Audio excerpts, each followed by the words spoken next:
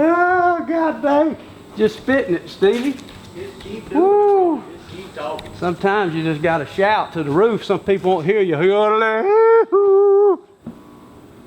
What's up, YouTube world? Thank y'all for watching Bone Collector, and thank y'all for watching anything that we do. If you're not subscribed yet, make sure to hit the button and subscribe to our channel. But you know, I'm gonna break it down like this, man. I'm kind of new to this YouTube world, especially for providing content. My career started at Realtree Camouflage when we was airing television shows on a national type of platform on TNN that led to ESPN, that led to an opportunity for me to do Realtree road trips on Outdoor Channel. Obviously now we produce a show called Bone Collector. The main home, our mothership, is on Outdoor Channel, but obviously I'm a big fan of YouTube, so hopefully the same thing don't happen to you on YouTube as you start watching this little bit of rant, and as we talk about getting ready for fall for 2021 and some of the Arrow setups. I know you just seen my buddy T-Bone. If you hadn't checked that out, make sure to watch it just after this video, and it ties together and makes sense. But I've always been somebody who enjoys watching YouTube. I'd always go there. Man, I'm a big rock and roll guy, so I'd a lot of times go watch Guns N' Roses live, maybe Van Halen rip off a, you know, a solo live, and you can find a little bit of everything. And if you like me, it seems like every time you watch YouTube, you'll start there and end up watching some bus slide off a mountain in Acapulco. So it's odd, but now you're right here watching us talk about arrows. Now, with me talking about me being new to this YouTube world and kind of spitting some content, I think it's important to know my history so you understand the credibility of what I'm trying to talk to you about. One is, man, I love to hunt and fish. I love the outdoors. I believe in everything about it. I think that it's more than a privilege. I think it's a God-given right for us to go out there and hunt, whether it's with a gun, a muzzleloader, or a bow, a compound, or recurve, or a crossbow. I think in that hunting is one of the last things that is truly ours. In this world, especially these days, everything seems to be more mandated. Everything seems to have more constraint. You got more and more people and things and laws and government and state and county and employment that's telling you what to do. Now, guess what now happens in the hunting world that drives me absolutely ape crap, is the fact that now, especially some of you guys on YouTube, want to tell everybody how they should live their life based on how you live your life, and that is unfair. So I'm not here to tell somebody how you got to do it. I'm here to talk about the love and the fun of hunting. And so with that, when you go hunting, it's yours. Hunt with the equipment you want. Hunt the way you want. Hunt where you want. Hunt how you want. Shoot what you want, as long as it goes by the guidelines of the state game and fish laws. That's it, that's all. If it's a buck and you like it and you want to shoot it, as long as it'll by the game laws. If it's an arrow that you want to shoot, if it's a little light, if it goes by the laws, go shoot it. If it's a recurve, shoot it. If it's a gun, if it's a bazooka, if it's nunchucks, if it's legal, hunt the way you want. Don't let peer pressure rule you into something that ain't that fun. So with that, my background came from loving hunting videos and loving hunting because my dad, Uncle Morgan, and my Uncle Morgan took me hunting when I was young. I started hunting when I was 7 or 8. Had a chance to hunt squirrel and rabbit just like a lot of people. That led into an opportunity to start deer hunting when I was 11. I started turkey hunting when I was 12 or 13. Literally it caught on fire, and ever since that I've been trying to dish out death on anything I could legally shoot. And when money and opportunity afforded itself, I wanted to move those adventures outside of Georgia and go everywhere I can. And luckily my career has presented an unbelievable adventure. Literally, I feel like Tom Sawyer and Huck Finn, and I've had a chance to go all over the country with my buddies, literally hunt all over the world. My number one passion has been bow hunting when it comes to what weapon I choose. So that's what I want to talk about today. So, being that I'm new to this YouTube, sometimes the new person doesn't get the credibility. I'm not here to try to be arrogant. I'm not trying here to be that I know it all, but I do know what I know. And all I've had a chance to do since I've been 18 is to make a living having a chance to celebrate hunting. Notice I didn't say just killing stuff. Celebrate hunting, because my job, I want everybody to hunt. I don't want to isolate anybody or peer pressure anybody to how they got to do it or what you got to do or look like me, be like me to hunt, because the good news about hunting, even though we try to make it so difficult, anybody and everybody can do it. My 4-year-old son shot his first deer this year in the back 40 back here. It was just a doe. It was on private ground, but he killed his deer. It ain't that hard. Was we blessed to have a place to hunt that he could afford seeing deer? Absolutely. Wasn't high fence, it was free roaming deer. You gotta always throw that in there. But anybody can do it, and you can do it and apply however you want to, and you can put as much into it as you want, you can put as little into it as you want. For some people, it's about shooting the biggest target buck on the property. For some people, it's about public ground. For some people, it's private. Some people, it's elk. Some people, it's a dove bucket. Some people, it's catching a few bluegill. So all of us have that choice. But in the end, you can find a way to hunt and find a place in the outdoors that's fun for you. Typically, when you start at a beginning level, it metamorphosizes into something you want to put more into and learn more about. So I had a chance to learn at an early age how fun it was to hunt, and I learned that it got unfun just to go shoot a bunch of deer. I picked up bow hunting, fell in love with it. Next thing I know, I saved up $200, bought a Martin bow, a Pro Eliminator I think it was. That led to a Pro Line, that led to a Point Blank, a Brown & Mirage. Then I started shooting Hoyt. Next thing you know, I'm working at Realtree. I'm shooting all kinds of different bows, all kind of broadheads, all kind of arrows. I worked in an archery shop for 5 years. I loved it. Met up with T-Bone, who was on the archery shop, had won the world championship. Met Nick, had a chance to work at Realtree. Then we started Bone Collector. So I've been working in the hunting industry since I've been about 17, 18 years of age. I'm 48 now. I don't know it all. I'm still learning. I'm still learning by watching content on YouTube. I'm still learning by watching content on TV shows and meeting people at hunting shows. But what I want to say is what I do know is I've been blessed to make hundreds of gut piles, hundreds and hundreds of gut piles with a bow and arrow. So what I find that bothers me sometimes on YouTube is you got a lot of know-it-alls. Nobody knows it all. The only thing I do know is not what I studied and what formulas I put together when I punch into this calculator or pull up some little scientific calculator and punch in a formula or studying Sir Isaac Newton's law of physics. What I know is that when you take a guinea pig and if you're trying to kill this guinea pig with a bow and arrow, that guinea pig happens to be an elk, that guinea pig or lab rat happens to be a deer, a turkey, a moose, a kudu, a Cape buffalo, you learn a lot from the opportunity to take this guinea pig and hammer him down, make a gut pile, close the coffin. When you take this guinea pig and based on the setup, mechanical, fixed blade, freaking flint shaft, whatever you want to do, heavy, light, high poundage, compound recurve, you learn a lot when you're trying to kill this guinea pig. The beautiful thing about hunting, especially bow hunting, we're not trying to keep the guinea pig alive. We're trying to kill it. It's pretty simple, pretty easy. So in the process of trying to kill these guinea pigs, which are beloved to us because they're our hunting trophies, the meat for our table, you learn a lot of tricks of the trade. You have a lot of failure. You have a lot of opportunity to see what works. You have some chances to see what don't work. And here's what I've learned. Most everything works depending on how and what you're looking to, what your end goal is. So here's what I want to show you right now. Behind me is my trusty Hoyt. This is a Ventum. It's brand new. I've shot a handful of animals with it at the end of last year. Here's a setup, dead ringer sight.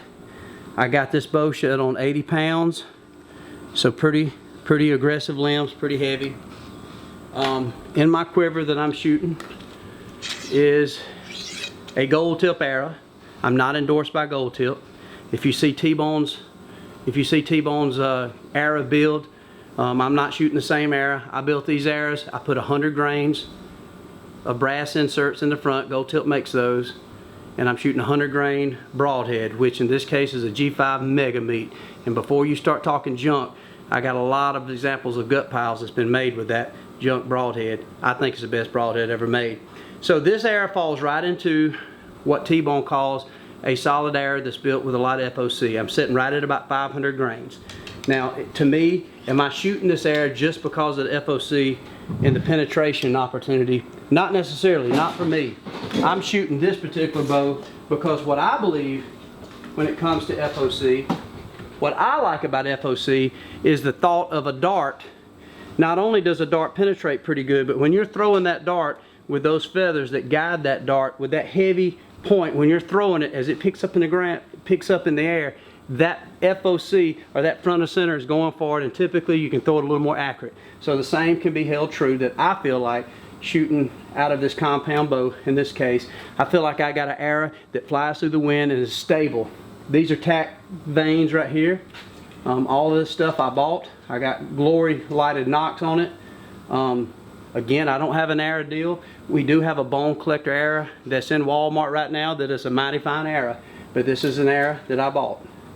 So we get that out of the way. Obviously, I don't hunt without my Bushnell laser rangefinder, and so when I break that down, I've had great success with that. Now over here, just to show you the experimentation, is kind of the war room. So every one of these arrows, I personally have killed animals with, or this type setup. Some of these arrows date way back, even to crossbow bolts, to literally a little bit of everything. If you'll notice, if you look through these arrows, most of them got blood on them. A lot of them got blood where they have penetrated full. If you'll look on a lot of these arrows, they're broke off, where obviously they ended in a very happy good pile. This obviously lodged another shoulder. He broke that off, went about 60 yards, went down the streets of gold. And so I've got arrows that I've got fletched up with outserts. I've got arrows that I got fletched up with the inserts that go within the arrow. I've got arrows that are light, that are very light in nature. I've got arrows that have a lot of FOC that I put heavier front of center. So what I've tried to do is experiment and kill animals with a plethora of different things. And what I found, every one of them work. Every one of them work in the right situation. In my box here, just so you know, it's not all about sponsors. This is just a couple accessory boxes that, if you'll notice, you'll see brands that I'm not sponsored by, from the old trusty Bear razor, Fred Bear, God bless his soul. This is a broadhead that I think is exceptional. It's a 2-blade cut on impact. A lot of you people who like heavy and 2-blade cut on impact, it's unbelievable. These things you can pick up for little or nothing. Sharp it on a whip rock, keeping rock and roll. Sometimes it ain't razor sharp, I'll have to admit, but a lot of animals have failed to my bow and arrow with that broadhead. I've got these mechanical, some of them I don't even know the name. You can see I killed a turkey with that one. I've got I don't even know what that is. I bought a little of everything over the years because I enjoy just seeing what they do. I love to experiment. The reason I go as far as showing you this is to show you that I'm not satisfied just at what I'm using that I like the most, which I will show you. I shoot a little bit of everything. Here's an old trusty Rage. I even have a few old Rocky Mountain snipers in here that was the broadhead that the Rage was built off of, that my buddy Larry Bolterback bought Rocky Mountain and turned that into the Rage broadhead. I have Muzzy, 3-blade, 4-blade, 100 grain, 115 grain. I have anything and everything. Look at that. I shot a moose with this setup right there. Who remembers these? So the reason I'm getting excited as I'm showing you these things is to show you that I'm not just one of these guys that began in this. I'm a student of it. I'm obsessed with it. I enjoy using this on my guinea pigs. I know that sounds obscene. It might even offend some of you guys, but I enjoy a good blood trail. I love dishing out death. I love experimenting, and I've used a lot of this gear. Look at that. There's old camouflage Muzzy 3-blade. Obviously, my favorite broadheads. Look at these G5s. You can see they had a lot of work. Look at them all mangled up, jacked up. Old judo point in there. That's fun. You always keep one of them. You might have an old rabbit or something you can shoot at that walks out in the stand. All kind of different nocks, from different lighted nocks to different small game heads to different broadheads, different arrows. And so at the end of it, hundreds of animals have failed to the bow and arrow. And through this experimentation of nearly 30-something years, over 30 years of having a chance to read articles from the great Ashby to Chuck Adams to you name it, M.R. James, to everybody that I've looked up to, it's given me an opportunity to refine what I like the most. And so in that, I'm really frustrated sometimes when people get on and start making content and they say, well, you can't be successful, or the best setup is this, and it has to be 600 grain arrow and this, that, and other. Well, that might be a good setup for a situation. Let's call it a Cape buffalo, let's call it elephant or hippopotamus. Obviously, will it work on a white-tailed deer? Yes. A 375 Ultra Mag will also work on a whitetail deal. Is it overkill? I don't think you can overkill anything. But for me, here's one reason I love taking an arrow like this. Notice this arrow is flexed up. It's more 4-inch feathers or vanes. I love these. However, what I found that I like as good or better is the smaller vanes. And I've also found that as good as I like fixed blade, and say the G5 Striker, my favorite fixed blade, I love that in the right circumstances. If I'm in thick woods, or if my shots are 30 to 50 yards, I like that, especially deer hunting, even elk hunting. However, if I'm out west, I like the slimmer line arrows. I like the smaller fletch. I like a mechanical head because I'm shooting 70, 80, sometimes 90 yards. I want an arrow that doesn't drift as much in the wind. So I found the mechanical, the slimmer line, the smaller fletch. I got plenty enough fletch to control that mechanical broadhead. It doesn't drift into wind. I have a laser rangefinder. Now let's talk about heavy versus light. I now like an arrow that has a lot of FOC that's around at 500 grains. Not only does it penetrate great, it doesn't take a pile of energy to penetrate the vitals on a whitetail deer, even an elk. If that wasn't the case, no kid could be successful and no woman could be successful. That's not a sexist comment. It's just a lot of women, other than a few, can draw a lot of weight and shoot high poundage. Therefore, they're typically shooting a little lighter arrow. In the case of my wife, she don't pull much weight, so I do fletch her up a little heavier arrow, but it's still light compared to my arrow, especially when I'm pulling and shooting 80 pounds. So overall, what you find is every situation has a different setup for me. For me, I'm greedy. I want to be able to shoot 80 to 90 yards in the right circumstances. I want an arrow that flies through the wind, like the wind, that is extremely accurate. I want an arrow that hits hard. I want a wound channel that's massive. So therefore, that's why I go with the mechanical. Now, people say, well, mechanicals are junk. They don't open, they don't deploy. Hogwash. That is not correct. They are, in my opinion, mechanicals that's better than others. Some mechanicals take way less energy to open. Some mechanicals, if they're rear deploying, they cannot fail because they're essentially a small fixed blade. Now we talk about cut on impact, we talk about chisel points, we can talk about all this stuff and busting through the leg bone or busting through the shoulder. First of all, it's almost impossible to knock through the shoulder bone. A bone, just like our bone. Shoot any one of these arrows, 500, 450, 300, cut on impact mechanical. If it hits this bone, boy is it gonna hurt, but it's gonna stick in, it's gonna lodge in that bone. You hit any of this soft mass, any of this right here, rib, blows right through. Now, obviously I don't want nobody shooting me. Ain't nothing to this. Ain't nothing to this. There's a lot to that. There's a lot to that. There's not a whole lot to this scapula back here. You can blow right through it. It's just a thin piece of bone that an arrow can blow right through. So can a 30-06. So when it gets down to it, light arrows, you can find success. Heavy arrows, you can find success. The best thing to find success is the shot. Making sure you prepare for the correct shot. I like a broadside shot. I like to hold top of the heart. I like a good laser rangefinder and find that. Now, getting back to the heavy arrows. I prefer the heavier arrows. I'm not on any bandwagon. I know there's some YouTube content that's all they talk about is heavy arrows, heavy arrows. However, what's unfair, half of these people are only shooting hogs at 20 yards.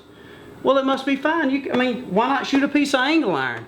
I'm not trying to just shoot a hog at 20 yards or a javelina or a white-tailed deer. Man, I'm going through public ground and private ground hunting elk. I might have a 70-yard shot. So I want something that is forgiving. Now I can shoot a little heavier arrow because now in 2021 the technology is unbelievable. We have range finders. We have an opportunity to range the animal. It gives us the arc. It gives us exact distance that we should hold with our pins. We have all kind of technology that gives us that. So therefore, you don't have to necessarily guess that yardage. When I first started bow hunting back in the 80s, literally, I like to shoot a bow that I could shoot 300 feet per sack at 280 at the minimal, not because of penetration, it was all because of trajectory, and I had a chance sometimes to misjudge 5 yards and still find success on a whitetail size target. So with that, people get all tore up, and then some people say, well, that's cheating if you use a laser rangefinder. Well, why are you making a negative comment on how heavy an arrow I'm shooting? And if I'm shooting a junky broadhead, wouldn't it make it harder? Why don't I just go out and try to kill an animal with a field tip to please you? Why don't I just shoot a field tip, leave my laser rangefinder? Why don't I just do this and throw a field tip to try to kill a deer? Maybe that would satisfy some of the insecure macho men who really don't want you to find success. Because a lot of them are lacking in their own success, and their insecurity causes them to make comments that make them look stupid, ignorant, and selfish, and sloth, in my personal opinion. So what I'm trying to tell you about is I've had a chance to go through all these arrows. This is just a little bit, this is just the last several years. I got a whole nother rack of bows and recurves and stuff that I enjoy getting out there going with. Now, primarily when you see Bone Collector on television or you see a YouTube content with a hunt, I'm typically using my trusty compound Hoyt, and I'm using a certain setup. You know, and here's some of the setup that I found the best for most everything. Is if you look in my accessory box, this has just been put together because I'm leaving here in 2 days for Wyoming. I like this Mega Meat. Now I want you to think about something. Here's the Mega Meat by G5. So a lot of people say, well, those clips, it ain't gonna deploy right. Okay, let's just say it don't deploy at all. What are you looking at? A cut on impact broadhead. A cut on impact broadhead. Say it again for the people who like cut on impact, a cut on impact broadhead. Let's say it don't deploy. Well, guess what you got? At least an inch, fixed blade, 3 blade. That's what you got. But that never happens. You know what happens when it hits? Almost no energy. It's pushing back now. Now these things are so sharp, like T-Bone says, it'll cut you before Jesus knows it. Pushes back and expands as it's going through that hide. It'll rip through ribs, it'll rip through anything. If you get a little bit back, punch them in the liver, it massively wallops them. If you get back and hit them in the guts, you massively wallop them. Now let's talk about a 500 grain arrow. You take this same Mega Meat, drive it into a shoulder bone. Guess what? You're gonna have a sad story. You're gonna have a sad story. You're not gonna get him. All right. Now, I want you to take this broadhead, cut on impact, 100 grain. If it was 145, same thing. Hit him in the guts, tiny little 2-blade hole. Hit him in the litter, tiny little 2-blade hole. Is it going to kill him? Absolutely. He's dead. Are you going to get less blood to track? Absolutely. Guess what happens? Shoot him with a 500 grain arrow, hit him in the shoulder bone. You're going to go back with a sad story. You ain't going to get him. You ain't going to get him. I'm going to say it again. You ain't going to get him if you flag him in the shoulder bone. I'm not talking about the shoulder. I'm not talking about the shoulder blade, shoulder bone. So, with that, preferably I use this broadhead and or this broadhead. This is a 2-blade, same thing, cut on impact. Obviously, if this thing fails completely, which is impossible for it to not fail in open, I've got a very nice 2-blade broadhead. This is the Havoc. By the way, it's not a hell of a lot smaller than that head right there if it don't deploy at all. So tell me how that's junk. Tell me how I'm backing up. So again, I'm not saying this, even though I got a little anger in my voice, I'm not saying this because I'm not leading somebody down the road for failure. Why would I do that? Why would I lead myself down for failure? Why would I go hunt a coveted public ground tag that I draw and another one that I get a chance to hunt private for deer and another one for elk? Why would I set myself up to shoot junk? Tell me. Tell me. You gonna say because of sponsors? You gonna tell me because I don't care? You gonna tell me because I'm gonna hunt for 10 days and I hope for one opportunity at 60 or 70 yards and in that I can run this broadhead through soft muscle mass, preferably a heart and lungs? Tell me one reason I would do that. So if I'm going to do it, why am I going to tell you to do it? So my point is, I'm not coming up this to be a hero. I'm not shooting animals to be a hero. I'm shooting them because I love it. I love it. It's my passion. It's what I love to do. So when myself, Nick, and T-Bone, who again are new to YouTube, share what we have learned, it's not because we know it all. It's because we know what we know based on experience, based on failures. So in my opinion, what's the best arrow? What's the best bow? It's the one that fits your financial opportunity. It's the one that you can shoot the most accurate. It's the one that you understand exactly what you're getting into, whether it's whitetail or Cape buffalo. Then you start measuring it around that. That's going to dictate how heavy, that's going to dictate what you have to do and where you go, how far you're going to shoot, and how well you can shoot that. And preferably, the most important thing is how accurate you can be with that arrow. Because guess what? We're not shooting for the shoulder bone. Why are we setting up for something that we pray we don't hit, that we never shooting at? Set yourself up to have the confidence to hold top of the heart and hit this box of vitals, lungs, heart. Take that out. It doesn't take a lot. Can a light arrow do it? Yes. Can a heavy arrow do it? Yes. Find what you're wanting to do and find your capabilities. So that's kind of my vent session on how I approach things. And again, I can't stress enough just how blessed I have to shoot a lot of animals with a bow and arrow. So I land now on what I'm shooting now based on what I think is the best for me. My setup, I don't change. The same setup that I'm taking right now, I've shot moose with it, I've shot elk with it, I've shot whitetail with it, I've shot turkey with it.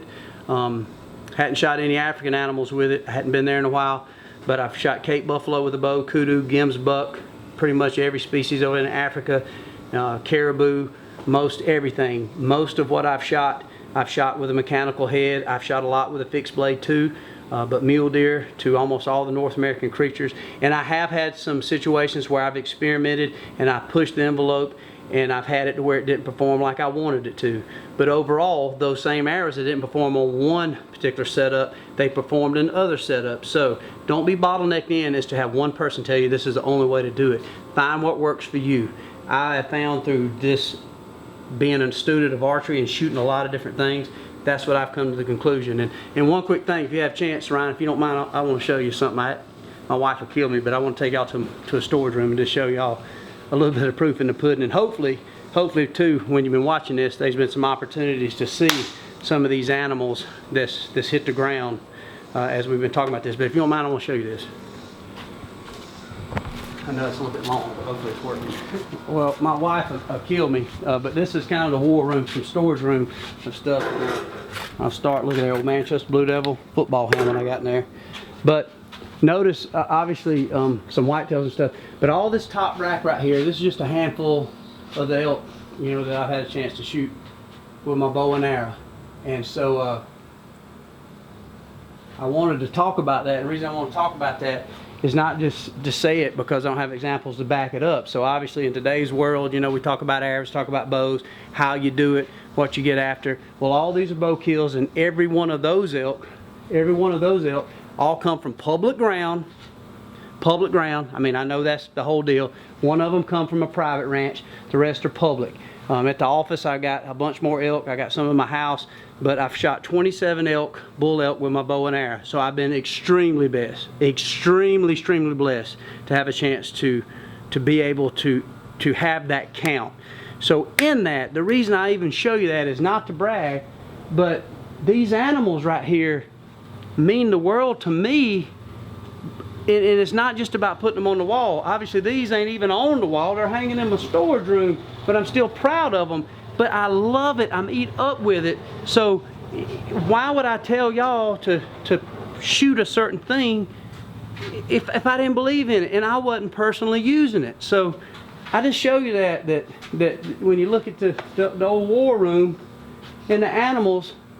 And by the way, every one of these mechanical broadheads, every single one of them mechanical broadhead. I think the lightest arrow up here was about 375 grains. A pretty darn light arrow. Matter of fact, I just heard from my buddy Nick Munt, went on the first hunt with R&K in Utah, shot a nice bull with a mega beat with an arrow under 400 grains. So even as I believe in what T-Bone's talking about, FOC and his 500 grain arrows, our main man Nick Munt just shot one. The animal went down on camera. You will see it on Bone Collector. Was it junk? Was he under arrowed? You can't be when he's laying dead in 60 yards.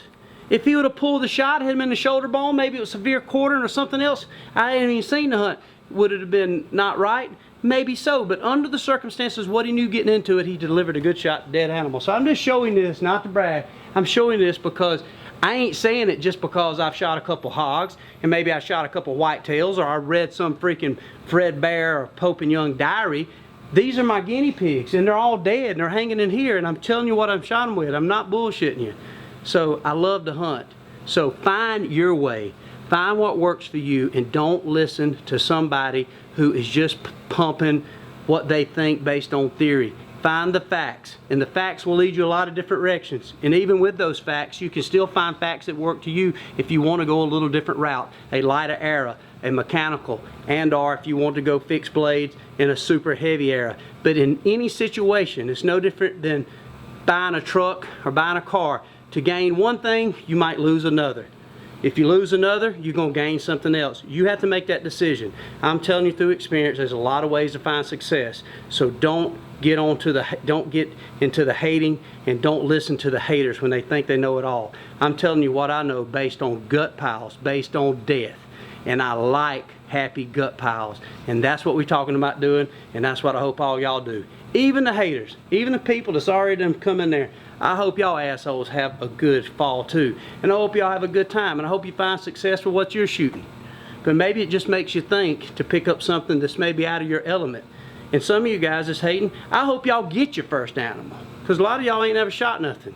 Y'all just on here hating and think y'all know it all, flexing in the mirror, all flexed up with your bow, taking Instagram pictures and putting stuff on YouTube and ain't even shot nothing. I'm here not to brag. I'm here to show you that I got a lot of death under my belt, a lot of tags filled. I got 30-something years, 27 elk, I don't even know how many whitetails, and I'm saying that to let you know I ain't bullshitting you. And this is how I feel about it. I love bow hunting. Let's celebrate it. This ain't the Bloods and Crips trying to shoot each other. It's our opinions. It's ways we like to be successful. And when we find ways that don't work as good, we talk to you about that too. So happy hunting, man. Love you guys. Look, I get a little heated, but it's all I know. It's all I know is killing stuff, man. I love it. Deer, turkey, elk, possums, I'll stomp grasshoppers. I don't care what it is. I just love to hunt. I just love to hunt. So sorry I got a little emotionally charged at times, but I want everybody to find success. Even the haters. I want y'all to get off your high horse and go enjoying stuff and quit trying to find negative. In the end, this is all a positive game, man. There's a lot of things that work. There's a lot of method that work. And it's so fun that we all can participate in all those methods, and we can find what works best for us. So happy hunting 2021. For the people who are loving, for the people who are hating, I love all y'all. That's what makes America great, but it makes it better when you're positive. I ain't gonna lie about that. So go out there and make you a happy blood trail, however you want to do it. 600 grain arrow, 300 grain arrow, 80 pounds, recurve, crossbow, nunchucks. Have fun. Make hunting yours. It's yours. Yours. Remember that. Say it one more time. It's yours, not your neighbor, not the guy peer pressuring you. It's yours. Go enjoy it. You work too hard not to. Love you guys. What you finna do? Shoot all them? They've all been shot at something. Oh my God. Most of them are bloody still. I don't know about all that. You know, it's funny. It's like I see all these arrows and everybody tell you about what you got to do, and I think, what the hell do I know? I done bought a little bit of everything. Think about it, I was, what, 12 when I bought that first Pro Eliminator? You did too? Yeah. We done bought every arrow from aluminum to carbon to broomsticks to steel to machete blades. Trying to kill deer, you know? So here we are now. I've done that before. Fill up, most of these carbon shafts are hollow. You could fill them up with sand. I've done that. I took just the lightest aluminum arrow in the 20 series. I tried to shoot the lightest rig I could. And again, you know, but here's the thing too, if you go read like Pope and Young especially, and Ishii, not Ishii as much, but Pope and Young, they had experiment, you know, they didn't have a lot of formulas. They had Ishii who taught them, so they had to go shoot. If you read their diaries, it'll say, you know, this setup doesn't work on a male line, or 100 yards is too far. Yeah. I mean, it's like the craziest things. Yeah. You learn through trial and error. I must have killed one or two. Last year I kind of boogered up. I don't know if they've showed the episode yet. I flanked one up in the neck, through the shoulder. The arrow probably wasn't heavy enough. No, that's probably what it was. Probably a junky broadhead. Yeah. Oh. It can't be us. It can't be us. Papa 68 taught me how to bow hunt. What did he say? I messed up. He didn't say my arrow, my broadhead. He said I messed up. That is hard for people to say. That's hard for people to say. Yep, I honestly think that was the problem. I rushed the shot, got in a hurry, itchy, done been wanting to kill something, and wind up. Hey, I had to pay the price. It cost me $200 to get a tracking dog out.